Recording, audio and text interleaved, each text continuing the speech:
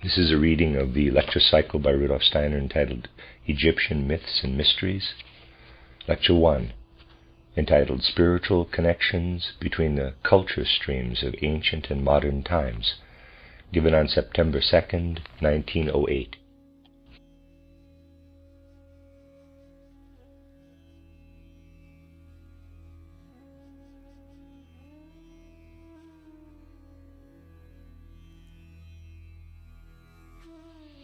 If we ask ourselves what spiritual science should be for men, then presumably out of all sorts of reactions and feelings that we have developed in the course of our work in this field, we will place the following answer before our souls.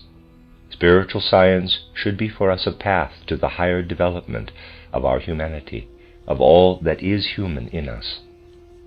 Thus we set up a life aim, which in a certain way is self-understood for every thinking and feeling person, a life aim that includes the achieving of the highest ideals and also includes the unfolding of the deepest and most significant forces in our souls. The best men in all ages have asked themselves how man can rightly bring to expression what lies within him. And to this question the most diverse answers have been given. Perhaps none can be found that is terser or more telling than the answer Goethe gave out of a deep conviction in his title Geheimnisse. Quote, "From the power that binds all beings, that man frees himself who overcomes himself." End quote. Deep meaning lies in these words, for they show us clearly and pregnantly what lies at the heart of all evolution. This is that man develops his inner feeling through rising above himself. Thereby we lift ourselves, so to speak, above ourselves. The soul that overcomes itself finds the path that leads beyond itself to the highest treasures of humanity. This lofty goal of spiritual research should be borne in mind when we undertake to treat such a theme as the one that is to occupy us here. It will lead us beyond the ordinary horizons of life to sublime things. We will have to survey wide reaches of time if we take as our subject an epoch stretching from ancient Egypt down to our own day. We will have to pass millennia in review, and what we gain therefrom will really be something connected with the deepest concerns of our souls, something that grips our innermost soul life. Only apparently does the man who strives toward the heights of life remove himself from his immediate surroundings. Just through this he comes to an understanding of his daily concerns. Man must get away from the troubles of the day, from what his routine brings to him, and look up to the great events of the history of the world and its peoples. Then for the first time he finds what is most sacred for his soul. It may seem strange to suggest that connections, intimate connections, should be sought for between our own time and ancient Egypt, when the mighty pyramids appeared. It can at first seem remarkable that one should understand his own time better by directing his gaze so far back. But just for this purpose, we are going to look backward over much wider and more comprehensive epochs. This will bring the result we seek, the possibility of transcending ourselves. To one who has already carefully studied the ideas of spiritual science, it will not seem strange that one should look for a connection between widely separated periods of time. It is one of our basic convictions that the human soul continually returns, that the experiences between birth and death occur repeatedly for us. The doctrine of reincarnation has become ever more familiar to us. When we reflect on this, we may ask, since these souls that dwell in us today have often been here before, is it not possible that they were also present in ancient Egypt during the Egyptian cultural epoch? That the same souls are in us, which at that time looked up at the gigantic pyramids and the enigmatic sphinxes? The answer to this question is yes. Our souls have beheld the old cultural monuments that they see again today. The same souls that lived then have gone through later periods and have appeared again in our own time. We know that no life remains without fruit. We know that what the soul has gone through in the way of experiences remains within it and appears in later incarnations as powers, temperament, capacities, and dispositions. Thus the way we look on nature today, the way we take up what our times bring forth, the way we view the world, all this was prepared in ancient Egypt, in the land of the pyramids. We were then prepared in such a way that we now look at the physical world as we do. Just how these widely separated periods link themselves together is what we will now explore. If we want to grasp the deeper meaning of these lectures, we must go a long way back in earthly evolution. We know that our earth has often changed. Before ancient Egypt, there were still other cultures. By means of occult research, we can see much further back into the gray primeval times of human evolution, and we come to times when the earth appeared quite other than it is today. Things were entirely different in ancient Asia and Africa. If we look back clairvoyantly into primeval times, we come to a point where a tremendous catastrophe caused by water forces took place on our earth and fundamentally altered its face. If we go still further back, we reach a time when the earth had had an entirely different physiognomy, when what now forms the floor of the Atlantic Ocean between Europe and America was above water, was land. We come to a time when our souls lived in entirely different bodies than today. We reach ancient Atlantis, of which our external science can as yet say little. The regions of Atlantis were destroyed through colossal deluges. Human bodies had different forms at that time, but the souls that live in us today lived also in the ancient Atlanteans. Those were our souls. Then the water catastrophe caused a movement of the Atlantean peoples, a great migration from west to east. We ourselves were these peoples. Toward the end of Atlantis, all was in movement. We wandered from the west toward the east through Ireland, Scotland, Holland, France, and Spain. Thus the peoples moved eastward and populated Europe, Asia, and the northern parts of Africa. It must not be imagined that those who in the last great migration wandered out of the west into the regions that have gradually developed into Asia, Europe, and Africa did not encounter other peoples. Almost all of Europe, the northern parts of Africa, and large parts of Asia were already inhabited at that time. These areas were not peopled from the west only. They had already been settled earlier, so that this migration found a strange population already established. We may assume that when quieter times set in, special cultural relations arose. There was, for instance, in the neighborhood of Ireland, a region where before the catastrophe that now lies thousands of years behind us, there lived the most advanced portions of the entire population of the earth. These portions then migrated under the special guidance of great individualities through Europe to a region of Central Asia, and from that point cultural colonies were sent out to the most diverse places. One such colony, of the Post-Atlantean time, was sent from this group of people into India, finding a population that had been seated there from primeval times and had its own culture. Paying due heed to what was already present, these colonists founded the first post-Atlantean culture. This was many thousand years ago, and external documents tell us scarcely anything about it. What appears in these documents is much later. In those great compendiums of wisdom called the Vedas, we have only the final echoes of a very early Indian culture that was directed by super-earthly beings and was founded by the holy rishis. It was a culture of a unique kind, and we today can form only a feeble idea of it, because the Vedas are only a reflection of that primeval, holy Indian culture. After this culture, there followed another, the second cultural epoch of the Post-Atlantean time. Out of this the wisdom of Zarathustra flowed, and the Persian culture arose. Long did the Indian culture endure, long also the Persian, reaching a culmination in Zarathustra. Then arose, under the influence of colonists who were sent into the land of the Nile, the culture that is comprised under the forenames Chaldean, Egyptian, Assyrian, Babylonian.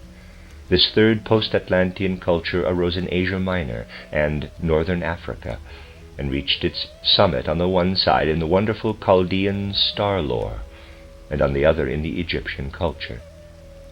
Then comes a fourth age, developing in the south of Europe, the age of the Greco-Roman culture, which dawns with the songs of Homer, and goes on to produce the Greek sculptures and the art of poetry that appears in the tragedies of Aeschylus and Sophocles. Rome also belonged to this period. The epoch begins in the 8th pre-Christian century, approximately in 747 BC, and lasts until the 14th or 15th century AD. After that we have the 5th period, in which we ourselves live, and this in turn will be followed by the 6th and 7th periods. In the 7th period, ancient India will appear in a new form. We shall see that there is a remarkable law that enables us to understand the working of wonderful forces through the various epochs and the relationships of the epochs to each other. If we begin by looking at the first period, that of the Indian culture, we will find that this first culture later recrudesces in a new form in the 7th period. Ancient India will then appear in a new form.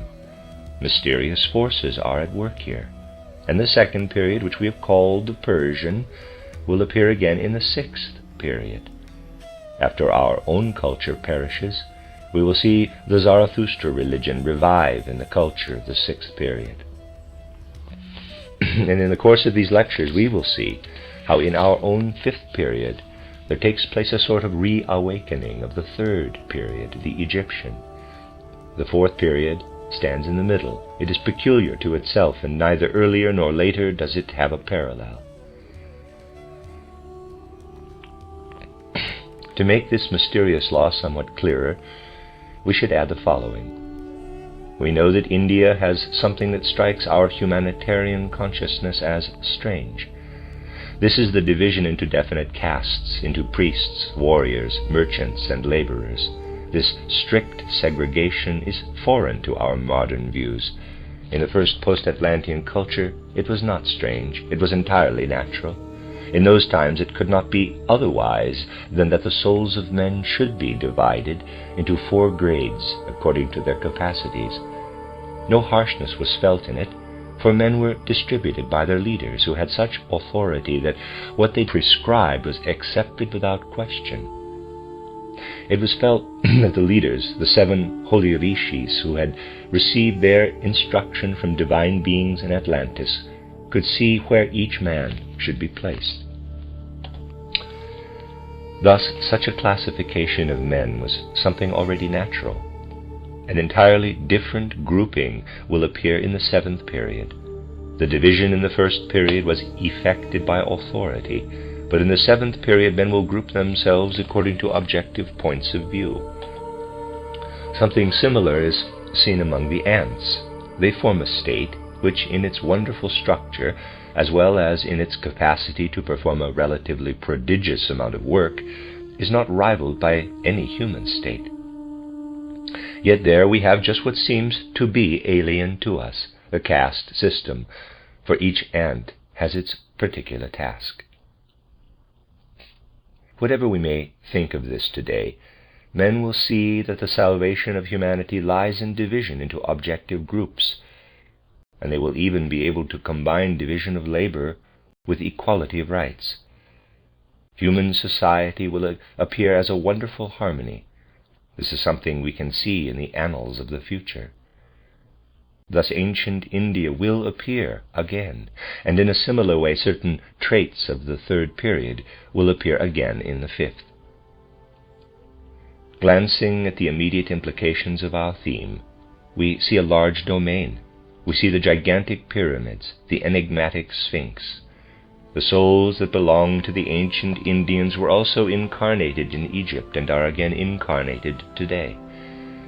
If we follow our general line of thought into detail, we will discover two phenomena that show us how, in super-earthly connections, there are mysterious threads between the Egyptian culture and that of today.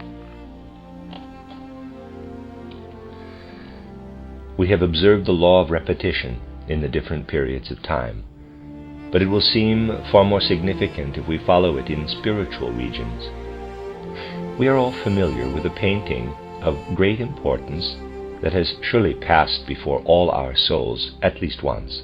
I mean Raphael's famous painting of the Sistine Madonna, which by a chain of circumstances has come to be located among us in central Germany.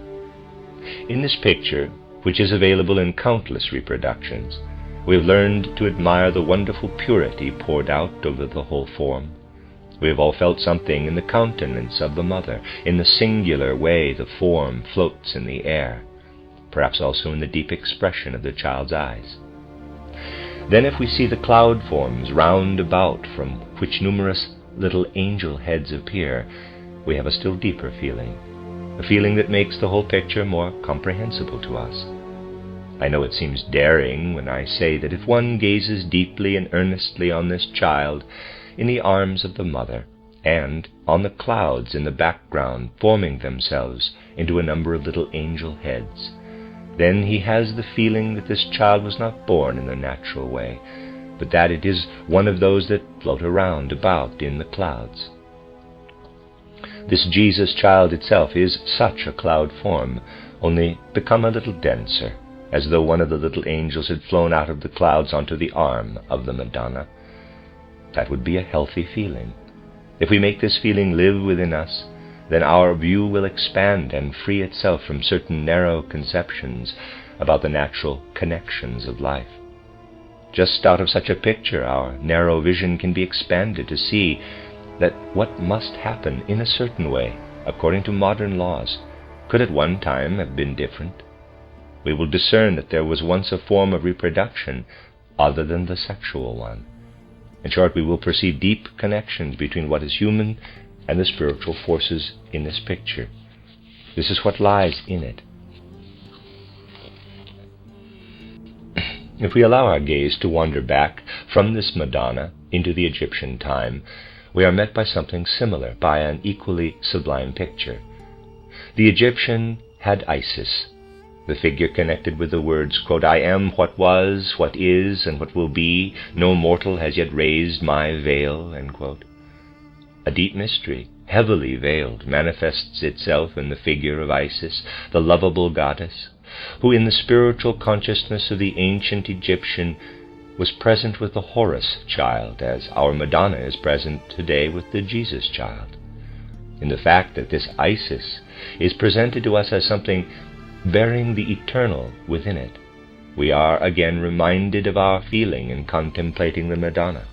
We must see deep mysteries in Isis, mysteries that are grounded in the spiritual. The Madonna is a remembrance of Isis. Isis appears again in the Madonna. This is one of the connections that I spoke of. We must learn to recognize with our feelings the deep mysteries that show a super-earthly connection between ancient Egypt and our modern culture. Still another connection can be brought before you today. We recall how the Egyptian handled the dead. We remember the mummies, and how the Egyptian concerned himself that the outer physical form should be preserved for a long time. We know that he filled his tombs with such mummies, in which he had preserved the outer form, and that as mementos of the past physical life, he gave to the deceased certain utensils and possessions suited for the needs of physical life. Thus what the person had had in the physical was to be retained. In this way the Egyptian bound the dead to the physical plane. This custom developed more and more and is a special earmark of the whole Egyptian culture. Such a thing is not without consequences for the soul. Let us remember that our souls were in Egyptian bodies. This is quite correct. Our souls were incorporated in these bodies that became mummies. We know that when man, after death, is freed from his physical and etheric bodies, he has a different consciousness. He is by no means unconscious in the astral world. He can look down from the spiritual world, even though today he cannot look up. He can then look down on the physical earth. It is not then indifferent to him whether his body has been preserved as a mummy, has been burned, or has decayed. A definite kind of connection arises through this. We shall see this mysterious connection through the fact that in ancient Egypt the bodies were preserved for a long time. The souls experienced something very definite in the period after death. When they looked down, they knew, that is my body. They were bound to this physical body. They had the form of their body before them. This body became important to the souls, for the soul is susceptible to impressions after death. The impression made by the mummified body imprinted itself deeply, and the soul was formed in accordance with this impression. These souls went through incarnations in the Greco-Latin period, and in our own time they are living in us. It was not without effect that they saw their mummified bodies after death, that they were repeatedly led back to these bodies. This is by no means unimportant. They attached their sympathies to these bodies, and the fruit of their looking down upon them appears now, in the fifth period, in the inclination that souls have today to lay great weight upon the outer physical life. All that we describe today as the attachment to matter stems from the fact that the souls at that time, out of the spiritual world, could look upon their own embodiment. Through this man learned to love the physical world. Through this it is so often said today that the only important thing is the physical body between birth and death. Such views do not arise out of nothing. This is not a criticism of the practice of mummifying. We only want to point to certain necessities that are connected with the repeated incarnating of the soul. Without this pondering on the mummies, men would not have been equal to developing further. We would by now have lost all interest in the physical world had the Egyptians not had the mummy cult. It had to be thus if a proper interest in the physical world was to be awakened. That we see the world as we do today is a consequence of the fact that the Egyptians mummified the physical body after death. This cultural stream was under the influence of initiates who could see into the future. Not through any whim did men make mummies. Particularly in those days, mankind was led by high individualities who prescribed what was right. This was done under authority. In the schools of the initiates, it was known that our fifth epoch was connected with the third epoch. These mysterious connections stood at that time before the eyes of the priests, who instituted mummification, so that the souls might acquire the disposition to seek spiritual experience in the external physical world. The world is guided through wisdom. This is a second example of such connections. That men think as they do today is a result of what they experienced in ancient Egypt. Here we glimpse deep mysteries that reveal themselves in the cultural streams. We have barely touched these mysteries, for what has been shown of the Madonna as a remembrance of Isis, together with what we have seen of mummification, gives only a feeble hint of the real spiritual connections. But we will throw more light upon these relationships. We will consider not only what appears outwardly, but also what lies behind the external. External life runs its course between birth and death. Man lives a much longer life after death, in what we know as Kamaloka and the experiences of the spiritual world. The experiences in the supersensible worlds are no more uniform than the experiences here in the physical world. What did we experience as ancient Egyptians in the other world? When our eyes looked on the pyramids and the Sphinx, how completely different was the course of our lives. How differently did our souls live between birth and death. that life cannot be compared to the life of the present day, such a comparison would have no meaning, and the experiences between death and a new birth have been far more dissimilar than the experiences of outer life. During the Egyptian epoch, the soul experienced something quite different than in the Greek world, or in the time of Charlemagne, or in our own time. Also in the other world, in the spiritual world, evolution takes place, and what the soul experiences today between death and a new birth is something quite different from what the ancient Egyptian experienced when he laid aside his outer form at death. Just as mummification worked on in its peculiar way, causing the mood of the present day, just as this external life repeats itself from the third into the fifth period, so does evolution continue in those mysterious worlds between death and birth. This also we will have to study. And here again we will find a mysterious connection.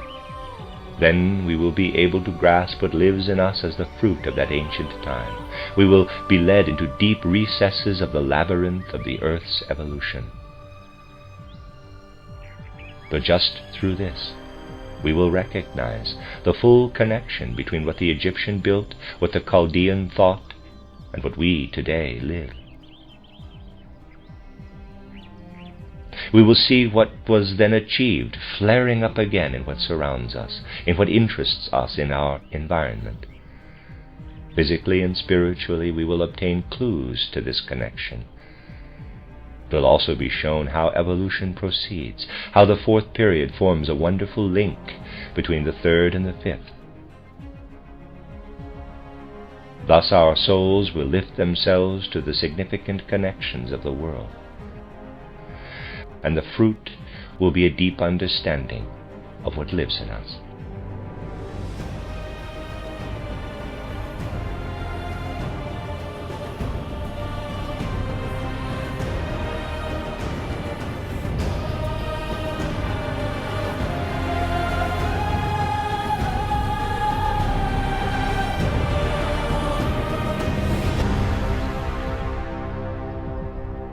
The end of Lecture 1.